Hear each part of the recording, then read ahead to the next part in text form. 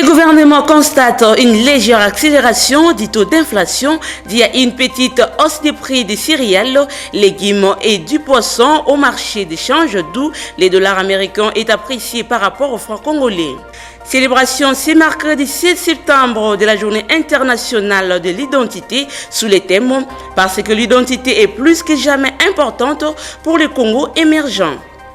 L'avenue Kikwiti qui longe les communes de Limba, Limeti, Kalamou, Makala et Ngaba va d'ici peu être embellie d'une nouvelle robe. Le détail dans ce journal.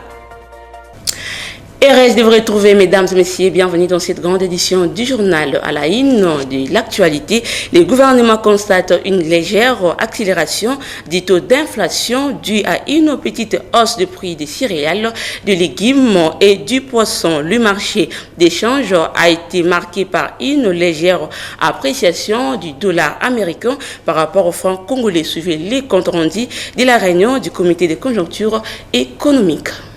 La semaine a été marquée par une relative stabilité des prix avec une légère accélération du taux d'inflation due à une petite hausse de prix des céréales, des légumes, mais aussi du poisson.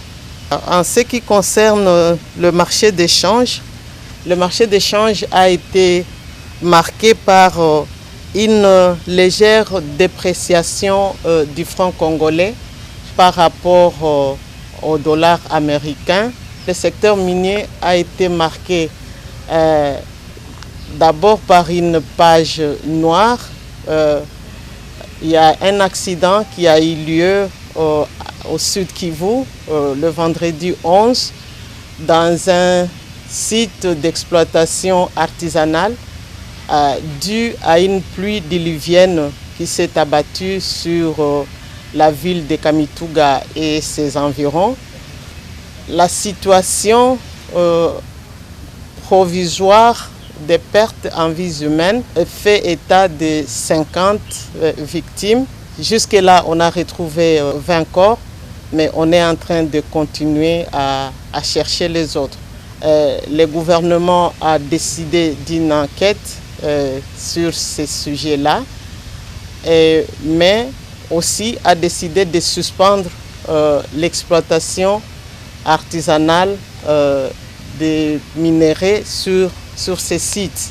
En ce qui concerne la situation des cours des matières premières, en tout cas, la situation est marquée par la baisse des prix de toutes les matières premières, excepté le cuivre et le manganèse. Concernant la note présentée par la FEC, en ce qui concerne la dérogation sur l'importation du ciment à partir du Congo-Brazzaville, il a été demandé que cette question soit traitée au niveau sectoriel par les ministres concernés par cette question. Et puis, une délégation de Fortescue Metal Group, conduite par son président fondateur, a été reçue le mardi 15 septembre 2020 par le Premier ministre Sylvestre Ilunga Ilukamba. Suivez les comptes rendus. We had both the joy and the privilege to discuss the entire project in detail with the cabinet of your country and to go through the deep ramifications of the project. Nous avons eu le plaisir et la joie de discuter avec les membres du gouvernement et nous sommes allés en détail aujourd'hui avec les ministres sectoriels. This of course includes the full development of hydropower and green industries, but most importantly includes the equalisation of employment opportunities between men and women and the equalisation of education outcomes for boys and girls. Nous avons largement discuté bien sûr des aspects industriels, aussi bien de la production d'énergie et de l'industrie verte, mais nous allons aussi discuter de manière tout à fait permanente de la possibilité de développer l'égalité de genre, aussi bien dans l'éducation que dans l'emploi. Pour nous, l'éducation des filles est très importante, l'emploi des filles est très important. The DRC can help lead Africa in education opportunities for boys and girls being equal, in employment opportunities for women and men, and on the road out of slavery for all time for your great continent. Nous avons pris l'engagement d'accompagner la République démocratique du Congo en termes de leadership du continent, en matière d'égalité dans la formation des filles et des garçons, dans l'égalité d'emploi des filles et des garçons, mais également dans l'élimination de toute forme de travail forcé. Toujours à la primature, le chef du gouvernement Sylvestre Ilunkamba a tenu une séance de travail avec un groupe d'investisseurs australiens intéressés par l'industrie verte en République démocratique du Congo. Suivez.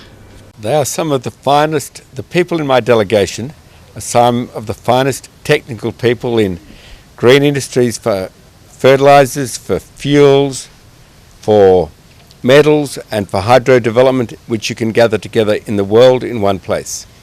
Je suis venu avec les meilleures potentielles personnes qui sont spécialisées dans le secteur aussi bien financier que technologique, dans le secteur de l'acier, dans le secteur des fertilisants, dans les secteurs de l'industrie verte. Le potentiel que j'ai amené ici, c'est probablement les meilleurs du monde. The purpose of our visit is to explore the possibilities of large-scale investment in your green industries and to meet with your leadership, to review the project sites. And we have had an exceptionally busy few days, and we're very proud of what your government and ourselves have been able to achieve. Nous sommes venus pour explorer la possibilité de votre industrie verte. Nous voulions voir un petit peu la possibilité de reprendre l'entièreté de la chaîne en commençant par la production d'énergie jusqu'à l'industrie verte, aux industries vertes.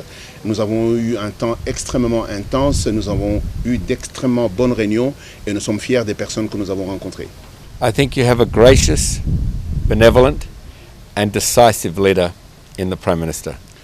Nous avons trouvé un leadership puissant au sein de votre cabinet du Premier ministre et du Premier ministre lui-même, et vous avez la chance de l'avoir. Come to your beautiful country to get to know your leaders and to ascertain whether or not we have the capacity within our team of DRC and Australia and globally to establish green industry, and we are still in discussions. Nous sommes venus dans votre beau pays avec l'idée de rencontrer vos leaders dans les différents secteurs, et lui c'est le leader dans le secteur de l'énergie. Notre objectif c'est d'identifier les personnes avec lesquelles nous, Australiens et la population ou les leaders congolais, pouvons être en mesure de travailler ensemble pour être en mesure de développer l'industrie verte. The next step is to continue the voyage of discovery of whether or not there is a possibility to establish massive industry here, and that process is ongoing.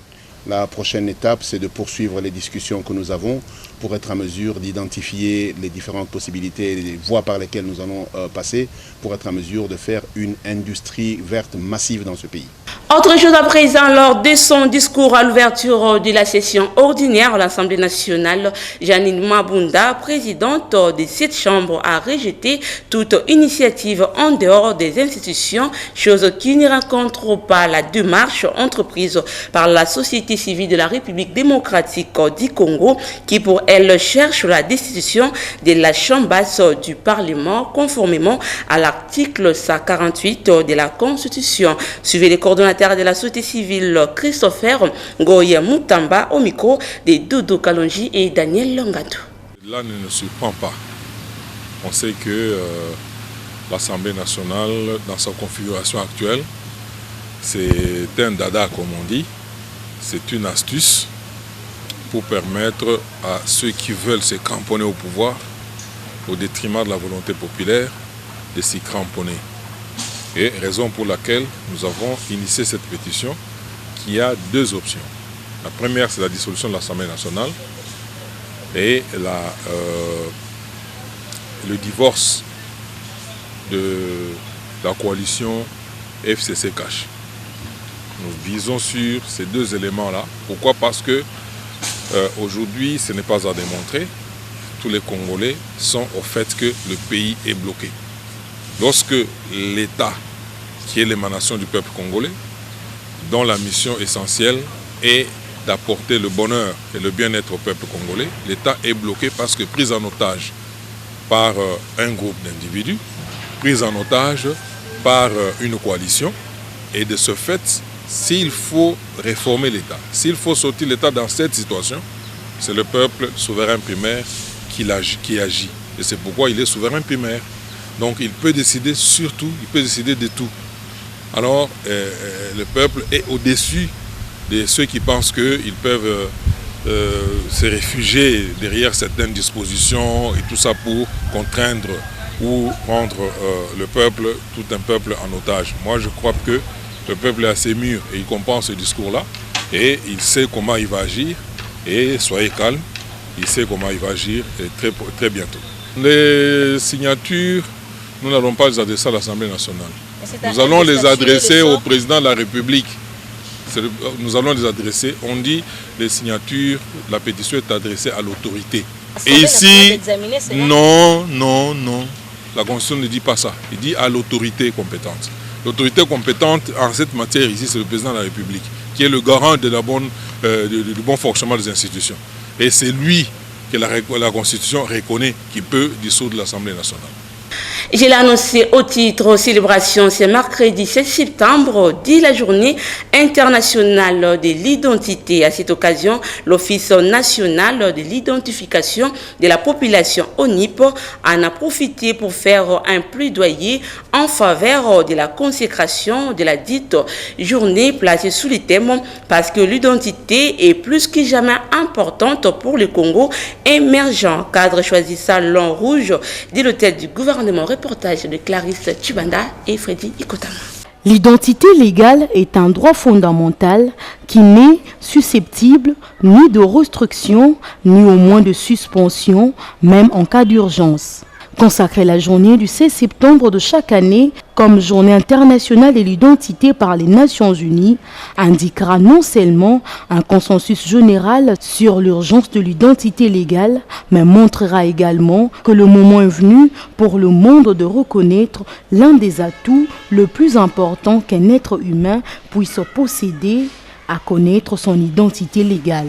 Le directeur général de l'ONIP, prenant la parole lors de la cérémonie officielle, a souhaité la bienvenue à ses plaidoyers en faveur de cette journée et a précisé par ailleurs le pourquoi de la date du 16 septembre. Le choix de cette date n'est pas le fruit du hasard. Il fait référence à l'objectif 16.9 faisant partie des 17 objectifs de développement durable, les ODD des Nations Unies.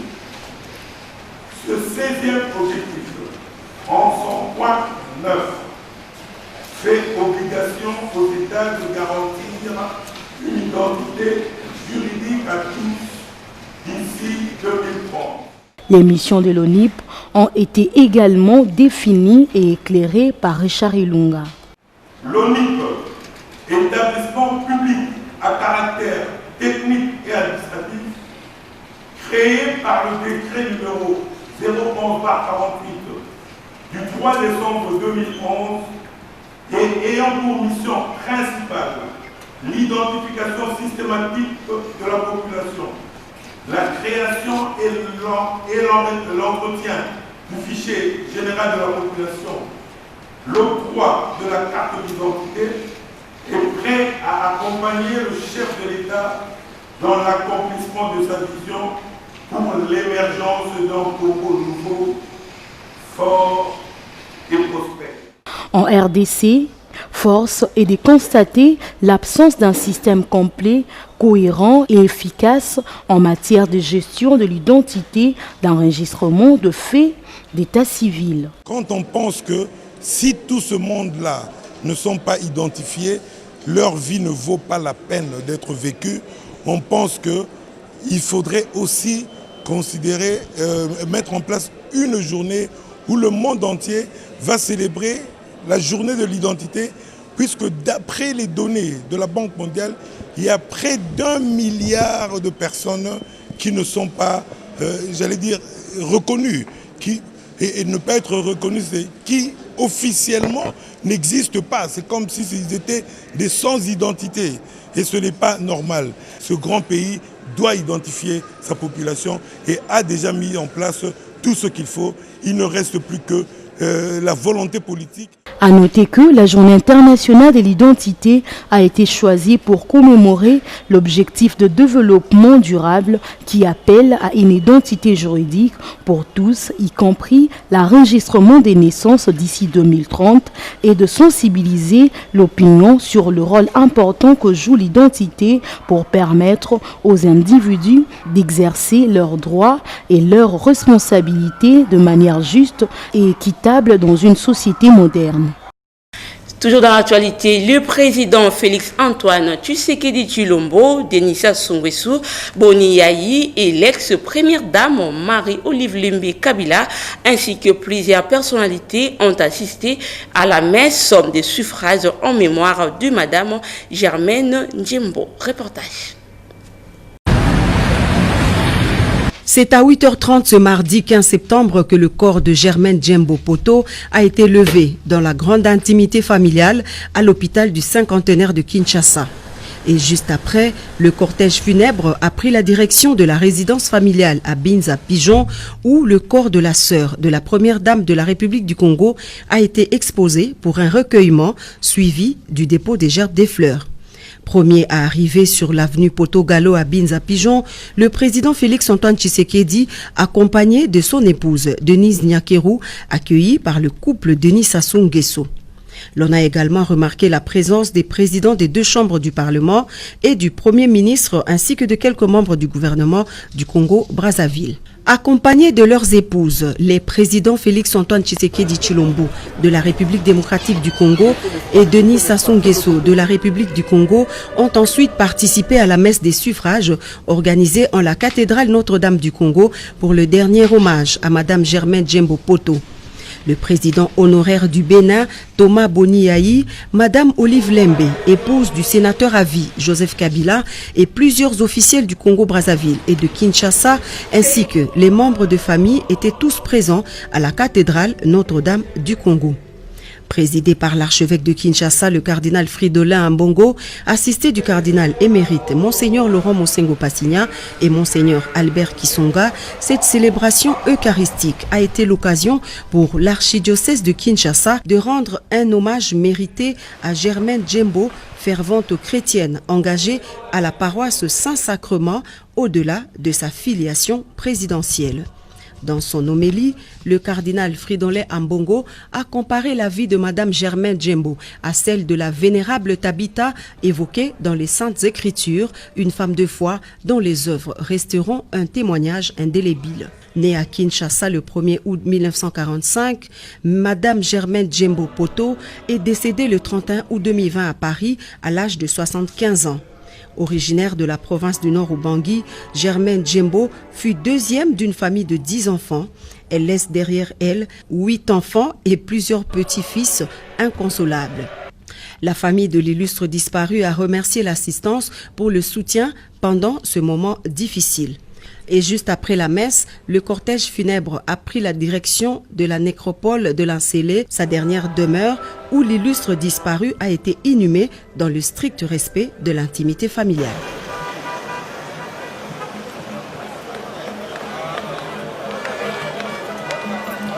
Et puis en santé, le docteur Kebila Ilunga, membre de l'équipe technique à la riposte contre la COVID-19 en République démocratique du Congo, a restitué ce mardi 15 septembre 2020 à la presse l'essentiel de la visite d'inspection effectuée dans la province de l'Équateur, accompagné du docteur Jean-Jacques Mouyembe, coordonnateur de la cellule de la riposte contre Ebola dans ce coin du pays. Au total, 13 zones de santé sont touchées par ces virus. Sur terrain, l'on constate que la communauté n'est pas suffisamment informée sur le danger de ces virus mortels, d'où la nécessité du déploiement d'une équipe forte de surveillance et de la communication pour renforcer les structures sociales. Nous sommes satisfaits du travail abattu par l'incident manager qui est là, le coordinateur de la place qui est là, Dr John Kombe. Là, on est vraiment, il faut dire, nous l'avons encouragé, il travaille bien.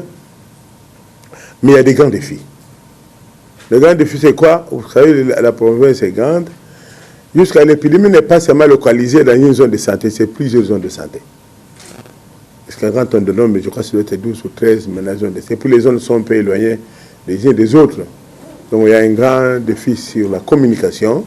Je pense qu'il faut qu'on envoie une grande équipe pour la sensibilisation de la population, pour amener la population à l'accessibilité aux services et surtout ici, on se voit amener la population à collaborer.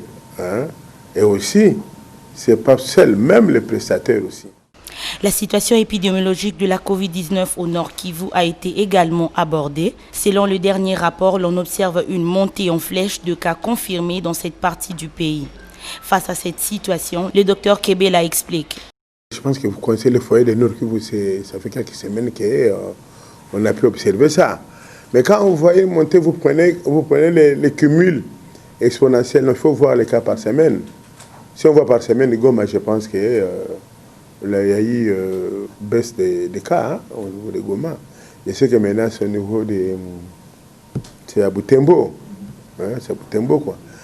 Vous savez, le Covid, le travail que nous allons faire, il faut qu'on s'habitue de vivre avec ça. Ce n'est pas aujourd'hui qu'on aura cas zéro de Covid. Non, non. Signalons que plusieurs partenaires, notamment les USA, le Canada et la Grande-Bretagne, ont émis le vœu d'accompagner le gouvernement dans la lutte contre Ebola à l'Équateur. Mini-sommet de Goma, Yoweri Museveni confirme sa présence. Ce dimanche 20 septembre 2020, c'est l'ambassadeur de l'Ouganda en République démocratique du Congo qui l'a dit au ministre des Affaires étrangères ce mardi 15 septembre 2020. Suivez. La ministre d'État, ministre des Affaires étrangères, Marie Toumbazenza, a reçu ce mardi 15 septembre 2020 James Mbaimba, ambassadeur de la République de l'Ouganda en RDC. Ce dernier est venu confirmer la participation ce dimanche 20 septembre à Goma au Nord Kivu du président Yoweri Kaguta Museveni au mini-sommet RDC et les pays voisins. Le diplomate ougandais a indiqué que les chefs d'État vont devoir parler si beaucoup de sujets d'intérêt commun, mais également discuter des questions qui revêtent un intérêt commun pour toute la région. Au sujet du mini-sommet qui se tiendra à Goma, il est prévu la tenue d'un mini-sommet le 20 septembre. Au cours de ce sommet, les chefs d'État vont devoir plancher sur beaucoup de sujets d'intérêt commun, mais également discuter des questions qui revêtent un intérêt commun pour toute la région. Tout à fait, l'Ouganda prend part aux travaux préparatoires. L'Ouganda va participer à ces travaux et une équipe de précurseurs a été à Goma et j'en avais fait partie. Et demain, déjà, je retourne à Goma pour la suite des discussions. L'équipe des experts ougandais sera là à Goma dès demain. Et la réunion ministérielle se tiendra le samedi et le sommet se tiendra le dimanche et les différents chefs d'État sont attendus. Parlant de l'état des liens des relations entre la RDC et l'Ouganda, l'ambassadeur a indiqué que l'Ouganda entretient des relations cordiales avec la RDC et comme preuve de l'excellence des rapports, il y a le fait que les deux pays sont déterminés à renforcer la coopération notamment en matière de développement des infrastructures routières qui relient les deux pays. Il a fait savoir que les deux États sont déterminés à travailler ensemble dans ce secteur. L'année passée, a-t-il rappelé, le chef de l'État de la RDC, Félix-Antoine Tshisekedi Tshilombo, avait effectué une visite d'État en Ouganda. Si ce n'était pas à cause de Covid, le président ougandais Yoweri Kaguta Museveni aurait déjà visité Kinshasa au cours de cette année. Et puis, 5 groupes armés en territoire de Djougou acceptent d'adhérer au processus de paix. Floribert Djabou, chef de la délégation de pêcher en Ituri par le chef de l'État pour la mission de la pacification, l'a dit le lundi 14 septembre 2020. Reportage. Parmi ces groupes armés, 3 appartiennent à la secte mystico-religieuse Codeco. Il s'agit notamment de l'Armée de libération du Congo ALC, de l'Union des révolutionnaires pour la défense du peuple congolais URDPC et l'Armée des révolutionnaires pour la défense du peuple congolais ARDPC. Des autres milices actives dans la région minière à Djougou ont également souscrit à la logique du chef de l'État, à savoir les assaillants des Goutsi et la force de la défense contre la balkanisation du Congo FDBC. L'opinion doit rester optimiste et nous le disons à connaissance de cause. Loin de nous de pouvoir nous vanter pour la mission que nous sommes à effectuer, mais il est une certitude, une évidence que le président n'a pas tapé à côté en nous envoyant ici. Et il doit déjà voir les retombées de cette mission-là. Donc, l'Ituri, pour le moment, nous allons sur le bon chemin. S'agissant de l'épineuse question de la prise en charge de ceux miliciens qui ont accepté de mettre fin aux hostilités, des démarches sont très avancées, affirment ses émissaires. Il y a déjà un début de la solution qui nous a été annoncé. Et vous êtes sans ignorer que nous avons actuellement dans notre mire le chef de l'armée, c'est-à-dire le chef de général, il est déjà ici à Bounia. Donc certainement, pour ceux ou celles qui se préoccupaient par rapport à la prise de charge, ces personnes doivent se calmer. Et au conseiller du gouverneur Jean Bamagne Saïdi d'appeler au soutien de tous pour mener à bien ce processus. Le message à la population iturienne, c'est de soutenir cette action pour la paix que le président de la République a engagée et soutenue par le gouvernement provincial et que tous nous puissions nous mobiliser pour travailler pour la paix au lieu d'être des détracteurs inutiles. A signaler que c'est depuis le 13 juillet 2020 que le leader d'anciens groupes armés envoyés pour une mission de pacification en Ituri sont à pied d'œuvre en territoire d'Edjougou. Bouclons ce journal par cette information. Dans quelques mois, l'avenue Kikwiti, qui longe les communes de Limba, Limete, Kalamou, Makala, Ingaba, va devoir vêtir une nouvelle robe. Les moments citent à l'opération de crise et d'apport du matériau appelé des blés, constat des non-stagiaires de l'IFASICO et de l'IRK. Lancé le jeudi 6 août dernier, les travaux de construction moderne de l'avenue Kikwit, qui longe les communes de Limba, Limete, Kalamou, Makala, Ingaba, évoluent bien comme en témoignent les images. Selon un des agents commis pour sa réalisation, l'air est à l'opération de terrassement qui comprend deux étapes, notamment l'opération de creuset et d'apport de matériaux appelés des blés.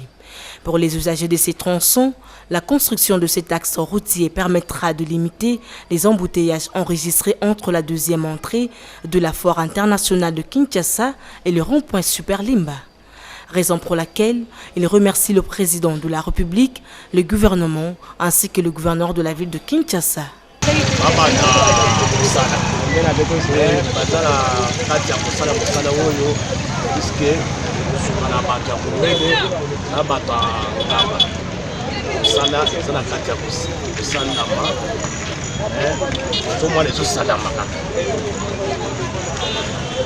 On eza idée moko ya président Pati isepeli bo tomoni abongisela biso nzela azosala prince isepeli ma makasi po otala kolonga depuis mombele ti koya oza transport a bien te presque obimika beaucoup transport ati bon isepeli makasi isepeli mingi bon. C'est vraiment merci. Ces travaux réalisés par l'entreprise Afrimex vont durer 12 mois et s'inscrivent dans le cadre du programme quinquennal du gouverneur de la ville-province de Kinshasa, Jean-Tiningo Bilambaka, Kinbopeto, qui s'accorde avec la vision du président de la République qui privilège la gestion de la chose publique en plaçant l'homme au centre. Vous avez compris que c'est la fin de ce journal, mais avant de vous quitter, voici donc le rappel des titres. Le gouvernement constate une légère accélération des taux d'inflation due à une petite hausse des prix des céréales, légumes et du poisson au marché d'échange, d'où les dollars américains est apprécié par rapport au franc congolais. Vous avez suivi la célébration ce mercredi de 16 septembre de la Journée internationale de l'identité sous le thème « Parce que l'identité est plus que jamais importante pour le Congo émergent ». L'avenue Kikwiti qui longe les communes de Limba, Limete, Kalamou, Makala et Ngaba va dissiper être embellie d'une nouvelle robe. Ce journal est complètement fini. Merci à Naomi Katako pour la chefferie de l'édition, à Guilhem Mayamba, Bienvenue Nzatuna et Freddy Ikotama pour la supervision technique. Merci à vous de nous avoir suivis et bonne suite des programmes sur la chaîne éducative. Au revoir. Vous pouvez suivre cette émission en rediffusion quand vous voulez, où vous voulez, sur www.dab.video. Dab.video, le divertissement congolais.